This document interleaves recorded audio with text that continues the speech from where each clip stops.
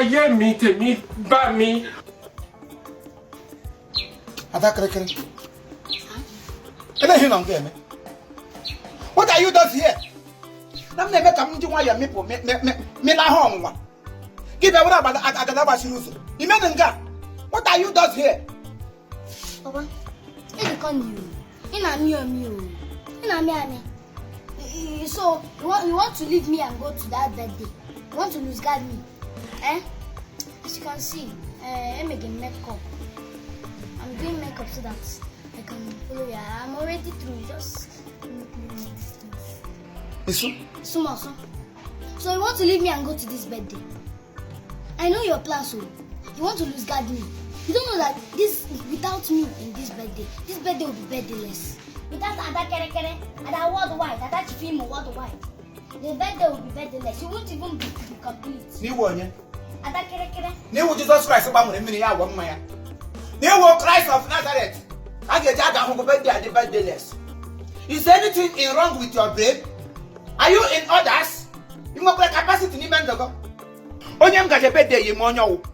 Does you know the name of the woman who got a birthday? Ayé mi tèmi Mrs. bá mi. Naomi Shadrach or no, that the husband that downloaded the information into my acrimony. Some move beyond the word. No, You know you can be prosecuted for that. Yeah, we maybe one who na Lagos. Makadiesi China venture in few days back. I did tell you also got on Nigeria. Yeah, which if I did not rap into you, na bedroom, na me got place. Yeah, no one my bed dog got place. Now I prepare. The woman that went all the way to China, she read software engineering. Come here, no go. Both the logo and the app. She is a software.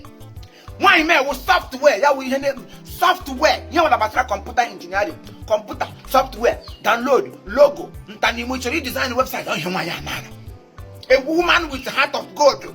Dear Quan Shadrach, hey, Mr. Shadrach, or no, Shedding one Dompedi. Oh, he is the CEO of Morning English Academy, Morning English Secondary School. Now, China, on Nigeria. Young men will let by the China chong, you patrol, Chifimo, Yao chong. Why you patrol? How was some guy a birthday winner? Not how to be on China. You to say about Malia to show tell Haliaka, when you come get you no more. How so Chifimo, Hagram, Grangaga Laji, Nimit, Guillermo Motel. Gopama, one more they come no, real education or song of ma. Eh? Mokoga will get to China. Oh, Yameneka. You train on China, only motor them one on into ship, on into cargo. And when you not there, my money lending, my money lender, my money acrimony. And when you have Basramaka, you will not China. What time the one to China, oh, Pedro, don't pay the Kangapo, don't pay the pendulum. Then men impediments, let them jam venture into China. Give Yanka Mosika, make sure no, me horn me head. Diego Biga Durunime. Get inside. Sometimes your English baffles me. So you cannot even speak good English for once. Hi, it's disgusting. Chiri. Or making a posh. One best and Derek Agano. The English I spoke is it your English? When I read English, when English, when we don't have metaphor, English need them go on Tagimo. English all my sponsorship.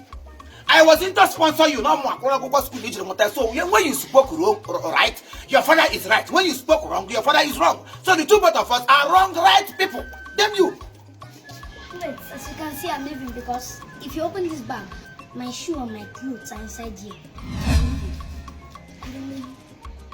Listen. Small, so as I'm leaving. Margareta Wamnaza. Chimney Hooper. Come on, open car for me, oh. You could him job with Renny Beacon. Mother gave a tabacco. Give me one more Kamuri and then what do Robert. What that? Now I had a cano. Nago cook again, them on the rate.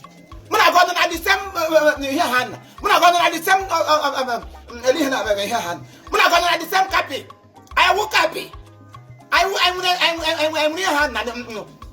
When he had got an apple, when I go with the same symbol, ị ga-eji gị wuru ego paakị jee n'ime uwe m kaba ị gaje bedde ị gara bedde wee maka ya gbudo gị ọkụ kwa adreesị ka m ji mma maka efuru egbu gị kpọm onye ara nwaanyị m so ngara ụgba m nọrọ balansị ọ rie ihe gị kwa ihe ọma ụdị ihe nne gị na-esi nga bọọlụ anọ m na latrin afọ na-asaga m your mother always cook pọji ya kụọ pọji ya kwa ịgara mma pọji ya nri ebupụta ya n'ihe wuru pọji rie ya ire ya wuru pọji ha niile wuru pọjis lelee ote nwunye m dụrụ m mejisa m oyi bihapụ mgbalaga kesi eze ada kịrịkịrị wọd wine ama ada mbọla gị madam Shadrach